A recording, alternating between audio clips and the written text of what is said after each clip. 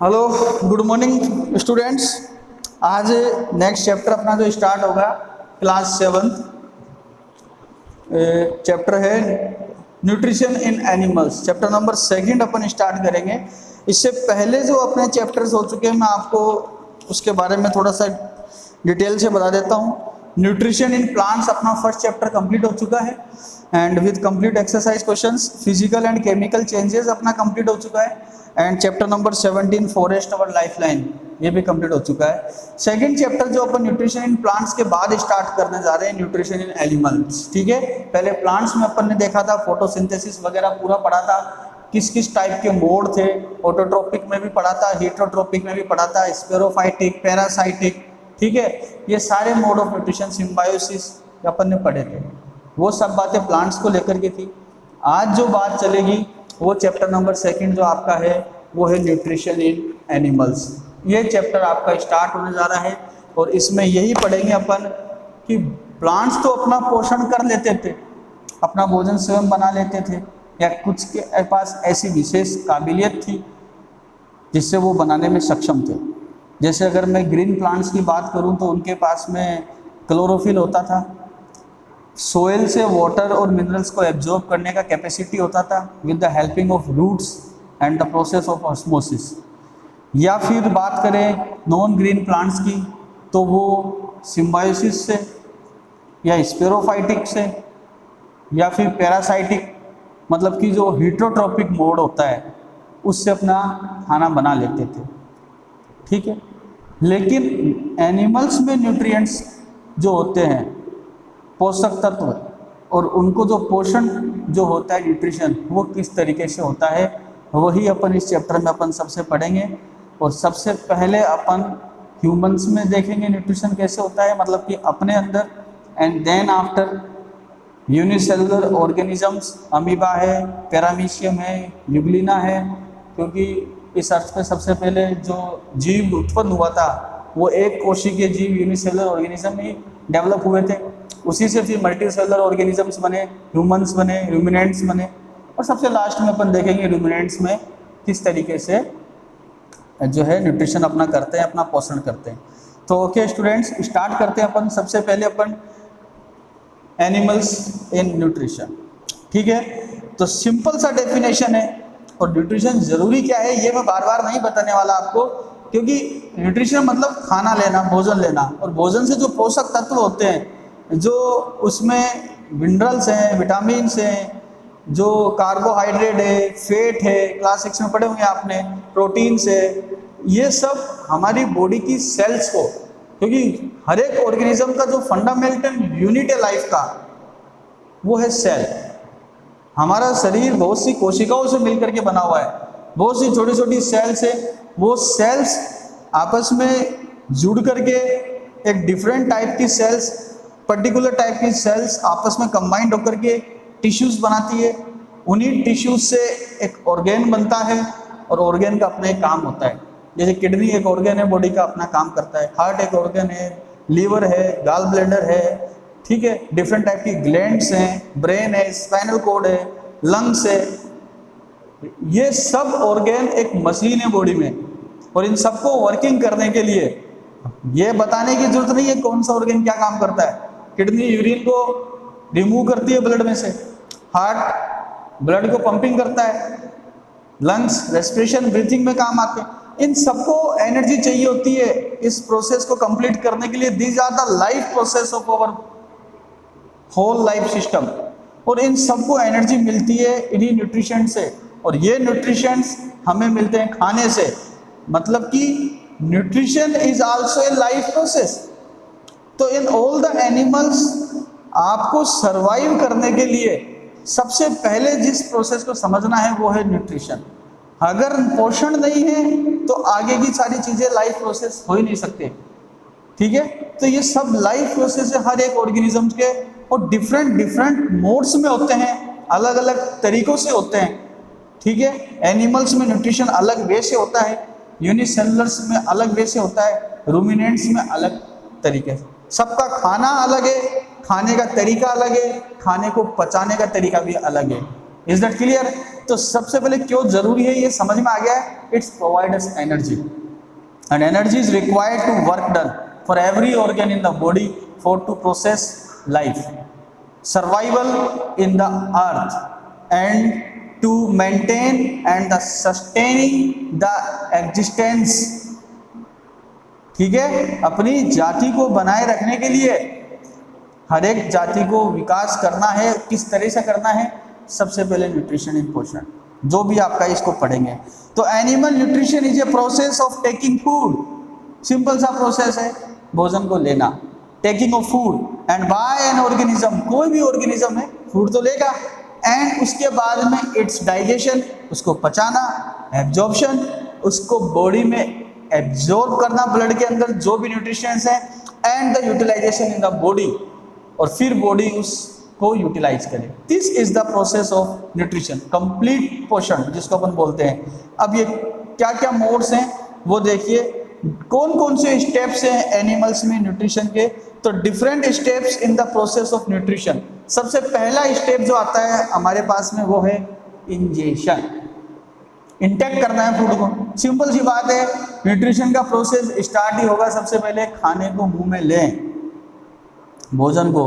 Humans में पढ़ रहे हैं तो सबसे पहला है the process by which the food is taken inside the body of an organism is called ingestion. मतलब कि आपको खाना कहाँ लेना है? बॉडी में इंटेक करना है, और वही प्रोसेस क्या कहलाता है? इंजेशन कहलाता है। When we food put in our mouth with the hands we are ingested the food. जब अपन हाथ से भोजन को अपने मुंह में डालते हैं तो वही कहलाता है इंजेस्टेड ऑफ फूड, हमने खाना ले लिया, टेक कर लिया है। हर एक एनिमल अलग अलग तरीके से फूड को इंजेस्ट करता है, सब अपनी तरह हाथ से नहीं खाते, ठीक है, तो डायरेक्ट मुंह से ही अंदर लेते हैं। Second thing is the digestion. जब फूड मुंह में चला गया है वहीं से डाइजेशन अपना चालू हो जाएगा, उसको पचाने का कार्यक्रम। तो द डाइजेशन का मतलब क्या है? हम जो खाना खा रहे हैं वो जब चबाने के बाद में बॉडी के अंदर जाता है, फूड पाइप से होता हुआ, आगे देखेंगे आप, तो एब्जॉर्प्शन के दौरान हमें सिर्फ उस खाने में से न्यूट्रिशन चाहिए। मतलब कि हमने जो डाइट ली है उसमें हमें प्रोटीन भी है, बैलेंस डाइट की बात कर रहा हूँ मैं, उसमें कार्बोहाइड्रेट भी है, उसमें फैट भी है, मिनरल्स भी हैं, विटामिन्स भी है। ये सब हमारे को ब्लड में एब्जॉर्ब कराने, मतलब कि ब्लड में घुलने चाहिए। ब्लड में जैसे पानी में चीनी मिल जाती है वैसे ब्लड में प्रोटीन घुलना चाहिए, ग्लूकोज, स्टार्च वगैरह की फॉर्म में, प्रोटीन एमिनो एसिड्स की फॉर्म में, कार्बोहाइड्रेट ग्लूकोज की फॉर्म में, ठीक है, फैट जो है फैटी एसिड्स की फॉर्म में।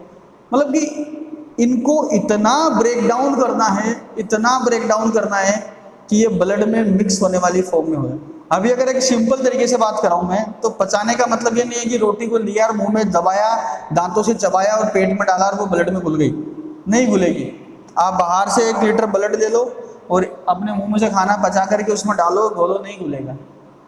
ब्लड में घुलने का मतलब ठीक वैसे ही जैसे पानी में चीनी घुल जाता है, नमक घुल जाता है, वो न्यूट्रिशंस हमें निकालने हैं उस खाने में से, और वही प्रोसेस कहलाता है डाइजेशन। मतलब कि हमने जो खाना खाया है वो कॉम्प्लेक्स कंपाउंड है, काफ़ी कॉम्प्लेक्स है, काफ़ी कार्बन के कंपाउंड, ऑर्गेनिक मटेरियल वो बड़े हैं, जटिल हैं, वो ब्लड में नहीं घुलेंगे।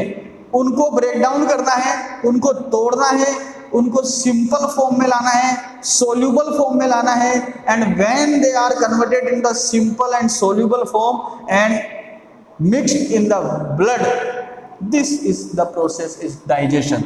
ये करेंगे हम डिफरेंट ऑर्गेन्स की हेल्प से। जो ऑर्गेन्स हमारे काम आएंगे इस पूरे सिस्टम को करने में, वो होगा हमारे दांत, हमारी जीभ, हमारा माउथ, हमारी यहाँ से सलाइवरी ग्लैंड्स जिनसे लार निकलेगा, फूड पाइप है, इसके बाद में स्टोमक आएगा, देन आफ्टर स्मॉल इंटेस्टाइन है, लार्ज इंटेस्टाइन है, एलिमेंट्री कैनाल का पार्ट है ये सारे पूरा, उसके बाद में ग्लैंड्स आएंगी, लीवर और पैनक्रियाटिक ग्लैंड्स और सलाइवरी ग्लैंड्स, ये सब मिलकर के पार्टिसिपेट करेंगे, तब जाके वो खाना एकदम सिंपल फॉर्म में ब्रेक डाउन होगा, ब्लड में घुलने वाली फॉर्म में। तो this is the process of digestion. और ये सारे पार्ट्स, ये सारे ऑर्गेन मिलकर के जिस सिस्टम को बनाते हैं वो कहलाता है digestive system. Is that clear? तो एक पर्टिकुलर ऑर्गेन, कोई आपको पूछे पेट खाना नहीं पचाता है, पेट कुछ हिस्सा पचाता है उस खाने का, बाद में स्मॉल इंटेस्टाइन भी काम आएगी, लीवर भी अपना काम करेगा, गाल ब्लैडर भी अपना काम करेगा, पेनक्रियाटिक डक्ट भी अपना काम करेगी, हाइपोपेनक्रियाटिक डक्ट भी अपना काम करेगा, ठीक है। लीवर से निकलने वाले एंजाइम्स अपना काम करेंगे, सलाइवरी ग्लैंड से निकलने वाले एंजाइम्स अपना काम करेंगे। इन सब से मिला जुला करके तब जाकर के खाना कंप्लीटली डाइजेस्ट होगा।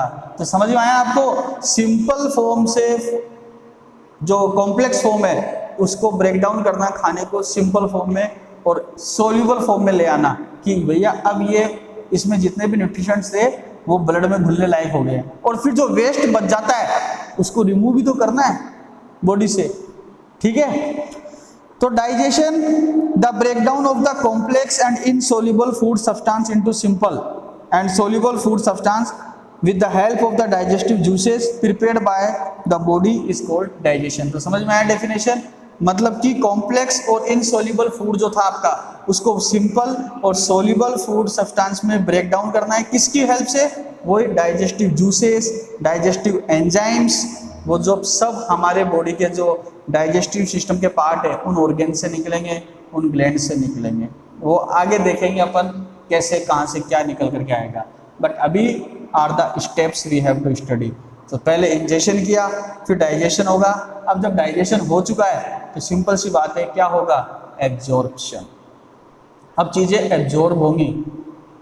जैसे आप एक कॉटन को पानी में डाल देते हो तो कॉटन पानी को सोख लेता है, दिस इज द एब्जॉर्प्शन। वैसे ही यहाँ पर हमारा सिंपल सब्सटेंस तैयार हो चुका है, न्यूट्रिशंस तैयार हो चुके निकल करके खाने में से, अब उनको मिलाना है ब्लड में। तो the process in which the simple और soluble digested food substances absorbed into the blood, किसमें एब्जॉर्ब हो जाए? ब्लड में, are called absorption. This is the third step. Next बात करते हैं फोर्थ, एसिमिलेशन। एसिमिलेशन, अब ये वो प्रोसेस है जब एब्जॉर्प्शन भी हो चुका है, मिक्स्ड भी हो चुका है, ब्लड में सारा चीजें मिल चुकी है, ब्लड एकदम रिच हो चुका है न्यूट्रिशंस के साथ में। अब वो ब्लड बॉडी की हर पार्ट तक पहुंचेगा। आपको पता है ब्लड पंप करता है, सर्कुलेट करता है हार्ट के थ्रू से, हार्ट उसको पंपिंग प्रेशर देता है।